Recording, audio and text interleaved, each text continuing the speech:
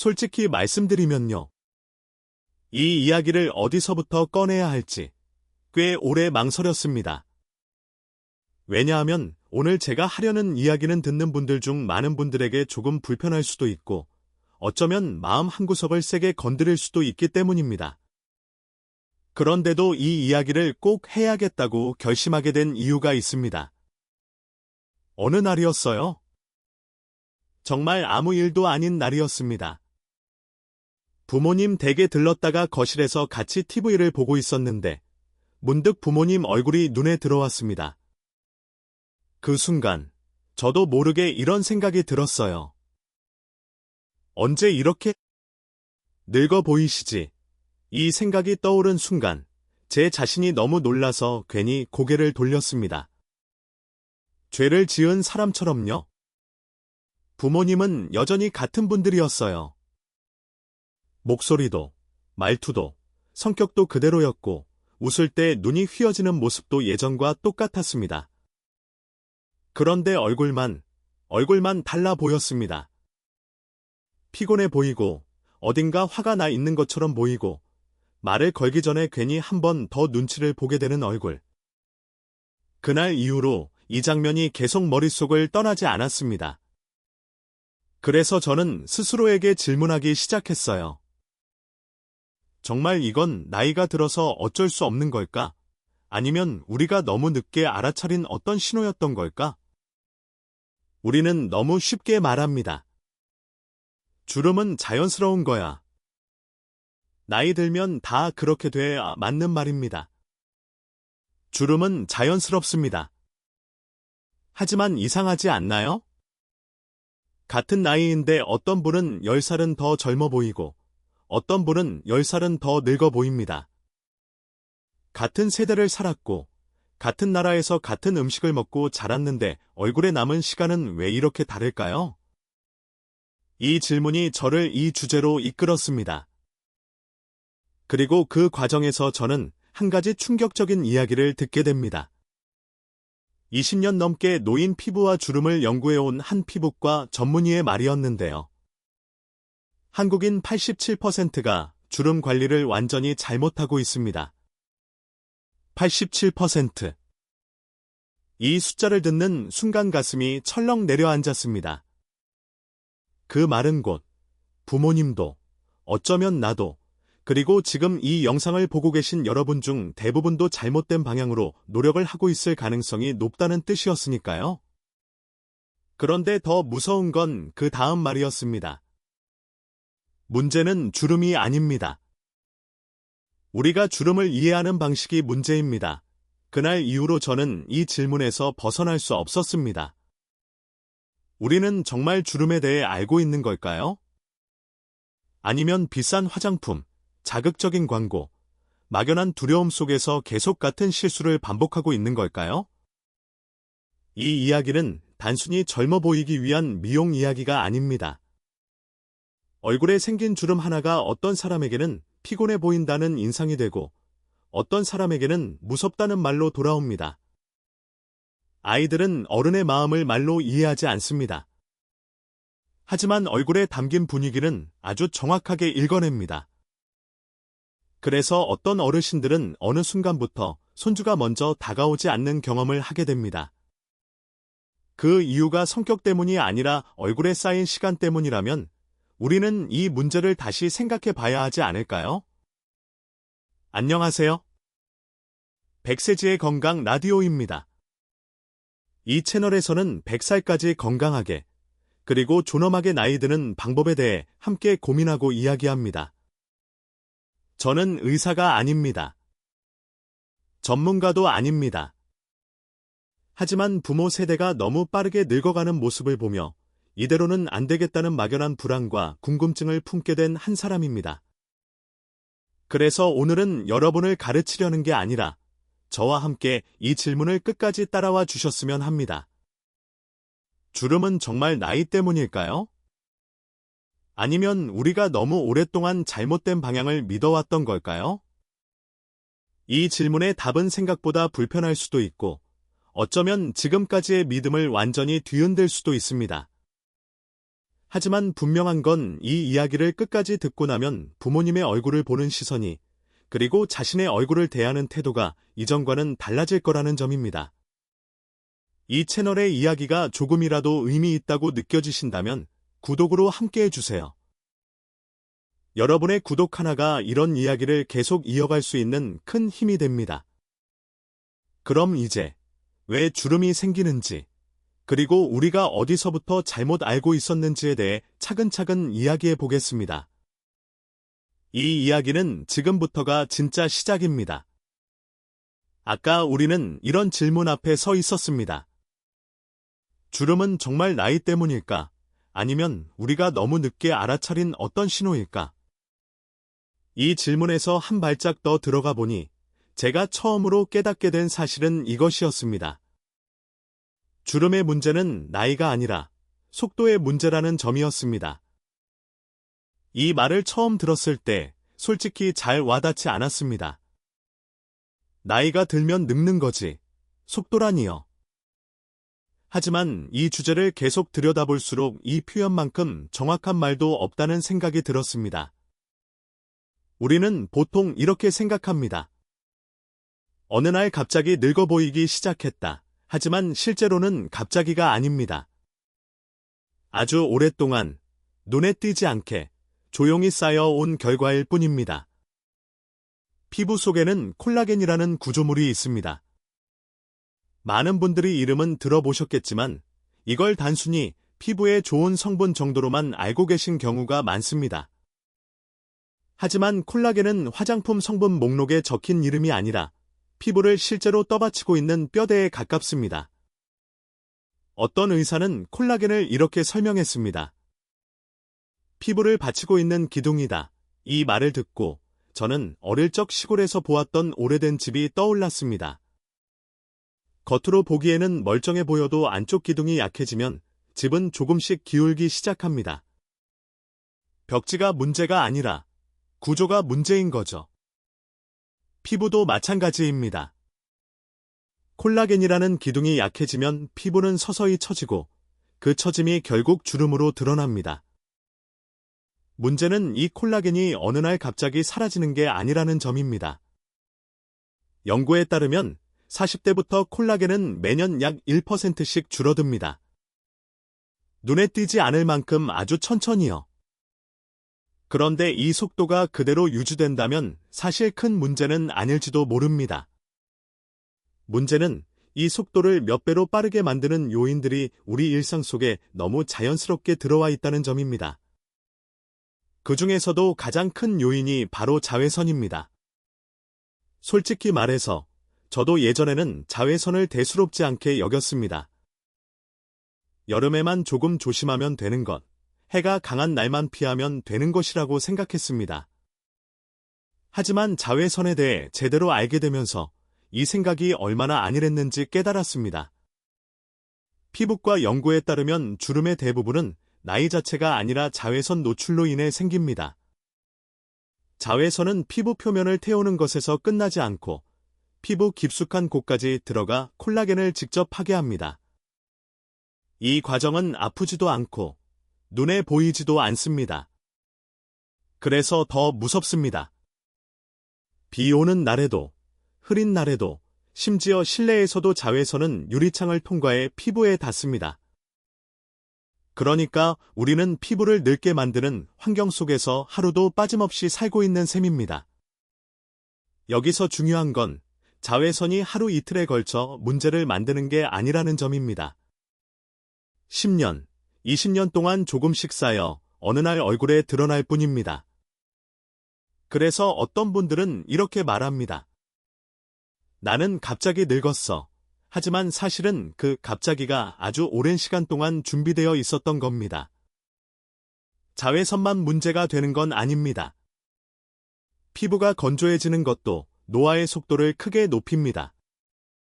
피부가 충분한 수분을 유지하지 못하면 표면이 쉽게 갈라집니다. 이 미세한 갈라짐이 반복되면서 주름은 점점 깊어집니다. 특히 나이가 들수록 피부는 스스로 수분을 지키는 능력이 떨어집니다. 젊을 때는 아무렇게나 지내도 괜찮았던 피부가 어느 순간부터는 작은 관리 하나에도 크게 반응하기 시작합니다. 여기에 또 하나의 요소가 더해집니다. 바로 반복되는 표정입니다. 우리는 하루에도 수십 번, 수백 번 같은 표정을 짓습니다. 눈을 크게 뜨는 습관, 미간을 찌푸리는 습관, 입을 꽉 다무는 습관. 처음에는 표정을 지을 때만 보이던 선이 시간이 지나면 표정을 짓지 않아도 그대로 남게 됩니다. 이것이 바로 고정주름입니다. 이 모든 것들이 하나하나 따로 보면 대수롭지 않아 보이지만 함께 쌓이면 노화의 속도를 급격히 앞당깁니다. 그래서 같은 나이인데도 얼굴에 남은 시간이 사람마다 다른 겁니다. 이쯤에서 저는 다시 한번 스스로에게 질문하게 됐습니다. 그렇다면 우리는 지금까지 무엇을 가장 많이 오해하고 있었을까? 답은 의외로 단순했습니다. 우리는 결과만 보려고 했지, 과정을 보려고 하지 않았다는 점입니다. 주름이 보이기 시작하면 그때서야 허둥지둥 관리하려고 합니다. 하지만 그 주름은 이미 수십 년의 생활 습관과 환경이 얼굴에 남긴 흔적입니다. 이 사실을 받아들이는 게 솔직히 쉽지는 않았습니다. 조금은 억울한 마음도 들었습니다. 왜 이런 중요한 이야기를 아무도 제대로 알려주지 않았을까? 하지만 한편으로는 지금이라도 알게 된 게 다행이라는 생각도 들었습니다. 속도는 완전히 멈출 수는 없지만 조절할 수는 있으니까요. 그리고 바로 그 지점에서 우리가 가장 크게 잘못 알고 있었던 관리 방식이 드러나기 시작했습니다. 다음 이야기는 우리가 왜 그렇게 열심히 관리했는데도 결과가 나오지 않았는지, 그 방향의 문제에 대한 이야기입니다. 우리가 노화의 속도를 앞당겨온 진짜 이유를 이해하고 나니 자연스럽게 다음 질문이 따라왔습니다. 그렇다면 우리는 그동안 무엇을 가장 열심히, 그리고 가장 잘못해 오고 있었을까? 이 질문 앞에서 저는 꽤 오래 멈춰 서게 됐습니다. 왜냐하면 답이 생각보다 너무 가까이에 있었기 때문입니다. 부모님 세대, 그리고 그 윗세대를 떠올려 보세요. 주름이 고민이 되기 시작하면 가장 먼저 하는 일이 무엇이었나요? 대부분은 더 비싼 화장품을 찾습니다. 누가 좋다고 했다더라. 백화점에서 제일 비싼 거라더라. TV에서 의사가 추천했다더라. 그 말을 믿고 또 믿습니다. 저도 솔직히 다르지 않았습니다. 그래도 바르긴 해야 하지 않을까라는 마음, 아무것도 안 하는 것보다는 낫지 않을까라는 불안. 그 마음이 얼마나 인간적인지 저는 너무 잘 압니다. 하지만 이 주제를 깊이 들여다볼수록 점점 이상한 느낌이 들기 시작했습니다. 왜 이렇게 많은 사람들이 이렇게 오랫동안, 이렇게 열심히 관리하는데 결과는 늘 비슷할까? 그 의문에 답을 준 건 한 피부과 진료실에서 실제로 있었던 이야기였습니다. 67세 김순자 어머님. 손주가 5살이었는데 할머니 얼굴이 무섭다며 안기려 하지 않았다는 이야기. 그 이야기를 처음 들었을 때 저는 마음이 덜컥 내려앉았습니다. 얼굴이 무섭다는 말, 그건 단순히 외모를 평가하는 말이 아닙니다. 관계의 거리가 생겼다는 신호이기 때문입니다. 어머님은 그동안 정말 열심히 관리하고 계셨다고 합니다. 비싼 크림도 바르고 좋다는 건 다 해봤다고요. 그런데도 얼굴은 점점 더 굳어 보였고 표정은 점점 피곤해 보였다고 합니다. 의사가 어머님께 했던 말은 의외로 단순했습니다. 어머님, 지금까지 하신 노력은 잘못된 게 아니라 방향이 달랐을 뿐입니다. 이 말을 듣고 저는 한참을 곱씹었습니다. 방향이 달랐을 뿐이라는 말, 우리는 그동안 주름을 없애려고만 했지, 주름이 생기지 않게 만드는 환경을 바꾸려 하지는 않았습니다. 겉으로 보이는 결과만 붙잡고 그 결과를 만들어낸 원인은 보지 않았던 거죠. 그래서 관리의 대부분이 무엇을 바를까에 집중되어 있었던 겁니다. 하지만 앞에서 이야기했듯 주름은 피부 표면에서 만들어지지 않습니다. 피부 깊은 구조와 생활의 반복 속에서 만들어집니다. 그걸 이해하고 나니 비로소 왜 많은 전문가들이 돈이 거의 들지 않는 기본 관리부터 강조하는지 알게 됐습니다. 그 기본 관리라는 건 사실 새로운 게 아닙니다. 다만 우리가 너무 오랫동안 가볍게 여겨왔을 뿐입니다. 자외선 차단이 그 대표적인 예입니다. 대부분 사람들은 자외선이 나쁘다는 걸 압니다. 그런데도 실천하지 않습니다. 왜일까요? 귀찮기 때문입니다. 눈에 보이는 즉각적인 변화가 없기 때문입니다. 그리고 무엇보다 지금 당장 큰 문제가 없다고 느끼기 때문입니다. 하지만 자외선은 당장 티가 나지 않을 뿐 매일 조금씩 피부 속을 망가뜨립니다. 이건 노력의 문제가 아니라 습관의 문제입니다. 아침에 이를 닦듯 외출 여부와 상관없이 피부를 보호하는 행동을 하는 것, 이게 관리의 시작이라는 걸 우리는 너무 늦게 알았습니다. 보습도 마찬가지입니다. 대부분의 사람들은 피부가 당길 때만 보습을 합니다. 이미 건조해졌다는 신호가 온 뒤에야 움직입니다. 하지만 피부는 당긴다는 느낌이 오기 전에 이미 손상되고 있습니다. 특히 나이가 들수록 피부는 회복보다 손상이 더 빠르게 일어납니다. 그래서 보습은 문제가 생긴 뒤에 하는 게 아니라 문제가 생기지 않도록 미리 해주는 관리입니다. 여기에 표정 관리라는 이야기가 더해지면 많은 분들이 의아해합니다. 내 표정이 문제라고요. 그런데 가만히 생각해보면 우리는 하루에도 수없이 같은 얼굴을 반복해서 사용합니다. 놀랄 때, 짜증날 때, 집중할 때, 그때마다 쓰는 근육은 거의 같습니다. 피부는 기억합니다. 같은 자리를 계속 접으면 종이에 자국이 남듯이 피부도 반복을 기억합니다. 이걸 알게 된 뒤로 저는 제 얼굴을 유심히 보게 됐습니다. 무심코 미간에 힘을 주고 있지는 않은지, 눈을 크게 뜨고 있지는 않은지. 그 작은 자각이 얼굴의 긴장을 풀어주는데 생각보다 큰 도움이 됐습니다. 수면과 음식 이야기는 어쩌면 가장 듣기 싫은 부분일지도 모릅니다. 왜냐하면 생활을 바꾸라는 이야기이기 때문입니다. 하지만 수면 부족이 피부 재생을 얼마나 방해하는지, 설탕이 콜라겐을 얼마나 빠르게 굳게 만드는지 알게 되면 이걸 단순한 잔소리로 넘기기 어려워집니다. 중요한 건 완벽하게 하라는 게 아닙니다. 조금씩 할 수 있는 만큼 방향을 바꾸는 겁니다. 이 5가지 기본 관리를 정리하면서 저는 이런 생각이 들었습니다. 이건 관리법이 아니라 삶을 대하는 태도에 가깝다는 생각. 주름을 없애기 위한 싸움이 아니라 노화의 속도를 조절하기 위한 선택. 그리고 그 선택은 돈이 많아서 할 수 있는 것도, 특별한 사람만 할 수 있는 것도 아닙니다. 그런데도 많은 분들이 여기서 다시 한번 질문을 던집니다. 그럼 이미 깊어진 주름은요? 이 질문을 외면할 수는 없습니다.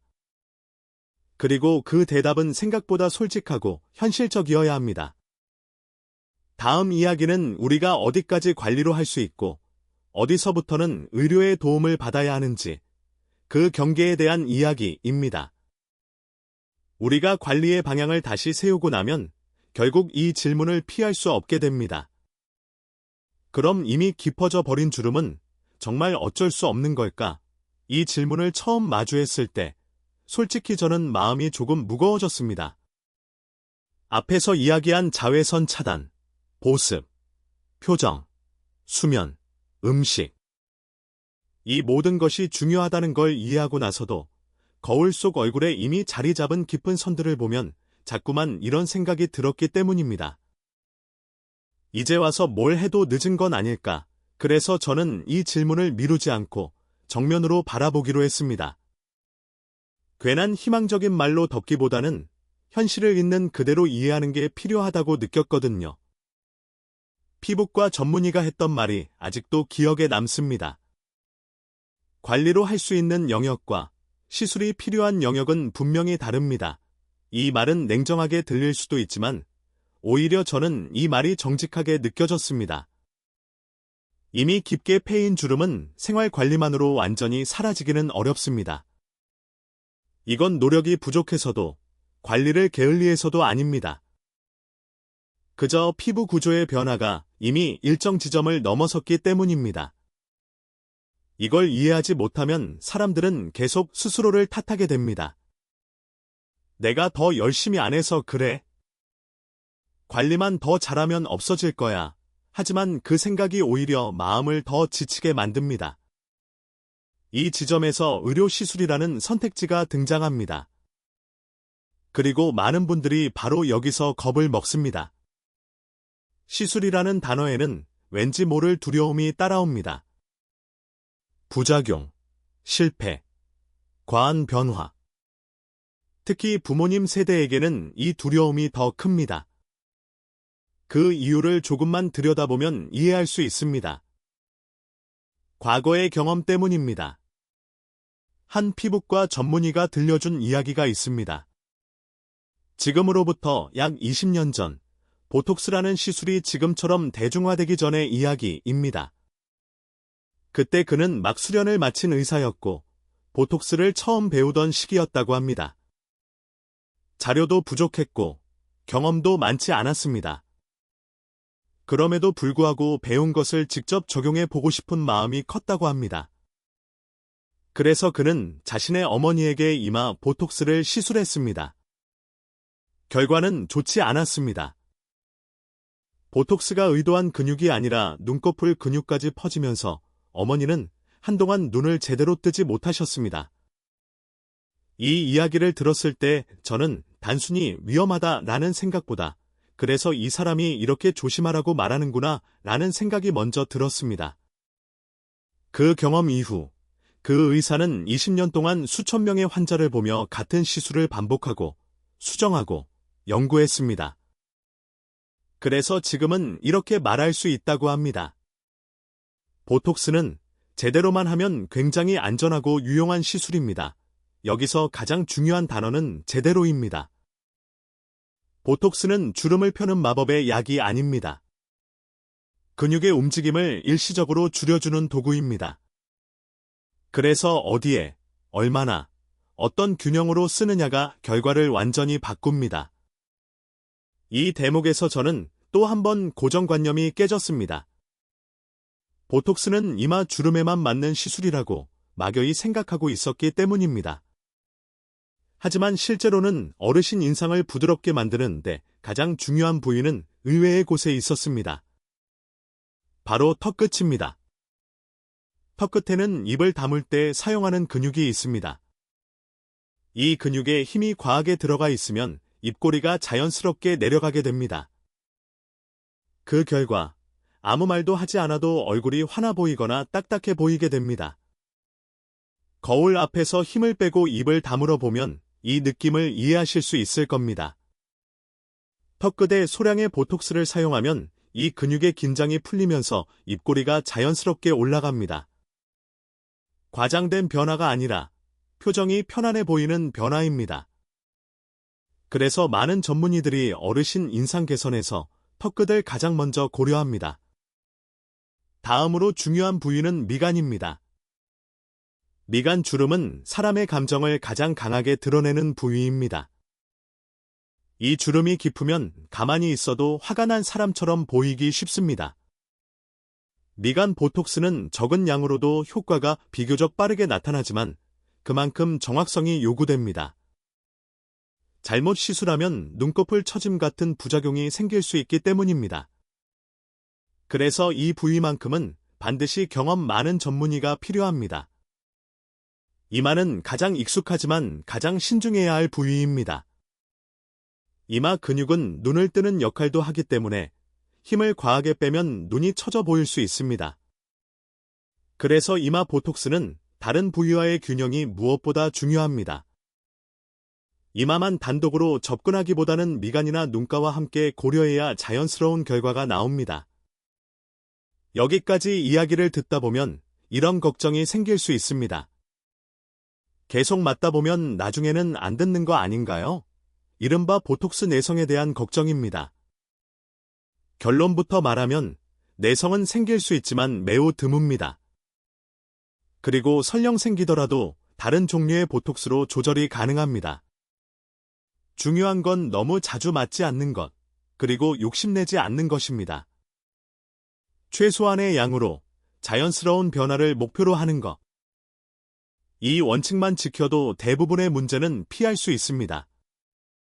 필러와 레이저에 대해서도 짚고 넘어갈 필요가 있습니다. 필러는 볼륨을 채우는 시술이고, 레이저는 피부 재생을 자극하는 방법입니다. 효과가 없는 것은 아니지만, 보톡스보다 훨씬 더 신중한 판단이 필요합니다. 특히 필러는 숙련도에 따라 결과 차이가 크기 때문에 무조건 싼 곳을 찾는 선택은 위험할 수 있습니다. 이 모든 이야기를 정리하면서 제가 느낀 건 이거였습니다. 시술이 무서운 게 아니라 모르고 선택하는 것이 무섭다는 사실. 그리고 또 하나. 시술은 관리의 대체물이 아니라 관리 위에 더해지는 선택이라는 점입니다. 이제 마지막으로 남은 질문은 이것입니다. 그럼 우리는 왜 이 관리를 해야 할까? 그 답은 의외로 주름보다 사람에 관한 이야기일지도 모릅니다. 그래서 결국 이야기는 이 질문으로 흘러오게 됩니다. 우리는 왜 이렇게까지 주름에 대해 고민하고 시간을 들여 이 이야기를 하고 있는 걸까? 이 질문 앞에서 저는 한동안 말을 잃었습니다. 처음에는 분명히 외모에 대한 이야기라고 생각했기 때문입니다. 조금이라도 젊어 보이고 싶고, 조금이라도 덜 늙어 보이고 싶은 마음.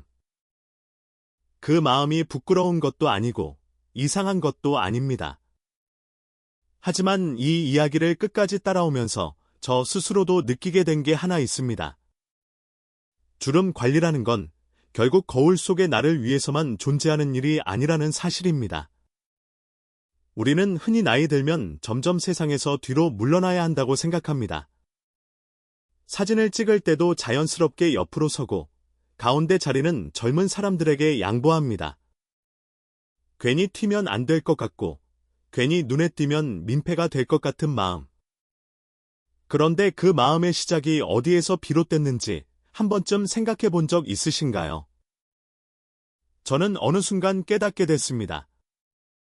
그 마음의 중심에는 내 얼굴에 대한 거리감이 있다는 것을요.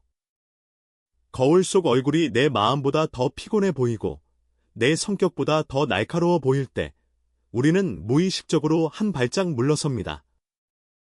말을 아끼게 되고 웃음을 줄이게 되고 사진 속에서도 점점 작아집니다. 그게 나이가 들어서 생기는 변화일까요? 아니면 우리가 스스로에게 허락하지 않은 어떤 거리일까요? 아까 이야기했던 김순자 어머님의 이야기를 다시 떠올려 보게 됩니다. 그분은 주름이 완전히 사라진 것도 아니었고 20년 젊어 보이게 된 것도 아니었습니다. 하지만 분명히 달라진 게 하나 있었죠.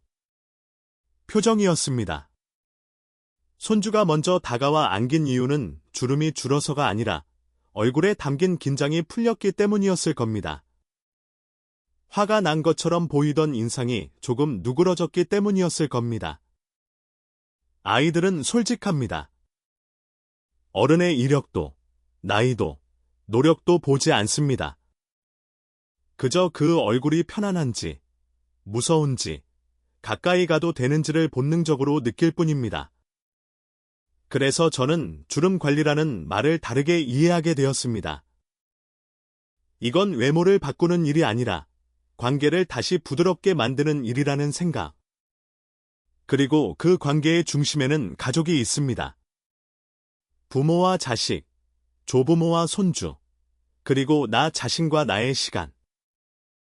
우리는 흔히 주름을 없애야 할 적처럼 생각합니다. 하지만 주름은 우리가 살아왔다는 증거이기도 합니다. 다만 그 증거가 너무 거칠게 남아 있을 필요는 없지 않을까요? 너무 환한 얼굴로, 너무 피곤한 얼굴로 남아있을 필요는 없지 않을까요? 그래서 저는 이렇게 말하고 싶습니다. 주름 관리는 젊어지기 위한 싸움이 아니라 건강하고 존엄하게 나이 들기 위한 선택이라고. 완벽해질 필요도 없고 남들과 비교할 필요도 없습니다. 지금 50대라면 아직 방향을 바꿀 시간이 충분합니다. 지금부터의 10년이 앞으로의 얼굴을 결정합니다. 60대라면 이미 쌓인 시간 위에 조금 더 부드러운 시간을 덧붙일 수 있습니다. 70대 이상이라면 무리한 변화를 꿈꾸기보다는 지금의 얼굴을 편안하게 유지하는 것만으로도 충분히 의미 있는 선택입니다. 중요한 건 나이가 아닙니다. 속도입니다. 그리고 그 속도는 완전히 멈출 수는 없어도 조절할 수는 있습니다. 또 한 가지 꼭 드리고 싶은 말이 있습니다. 누구의 얼굴도 틀리지 않았습니다. 다만 각자의 삶이 각자의 얼굴에 남아 있을 뿐입니다. 그래서 남들과 비교하지 않으셨으면 합니다. 누가 어디서 뭘 했더라. 누가 몇 살인데도 젊어 보이더라. 그 이야기는 참고만 하세요. 당신의 얼굴에는 당신만의 시간이 있습니다. 그리고 그 시간을 조금 더 부드럽게 정리할 권리도 분명히 있습니다. 이 긴 이야기를 통해 제가 바라는 건 단 하나입니다. 오늘 거울을 볼 때 조금 덜 미안해하시길 바랍니다. 조금 덜 숨고 조금 더 당당해지시길 바랍니다. 사진을 찍을 때 가운데 서도 괜찮은 얼굴.